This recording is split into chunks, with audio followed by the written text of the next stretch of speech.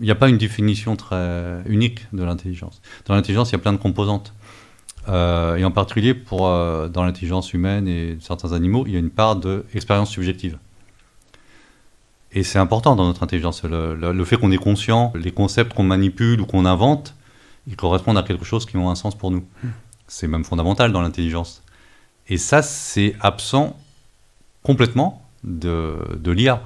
Par principe, l'IA, c'est des machines qu'on construit, dont on connaît les mécanismes. Il n'y a aucune raison qu'il y ait une expérience subjective qui apparaisse, parce que l'expérience subjective, c'est lié au vivant, en fait. Ça émerge certainement avant ce qu'on connaît de l'intelligence humaine ou de la conscience humaine.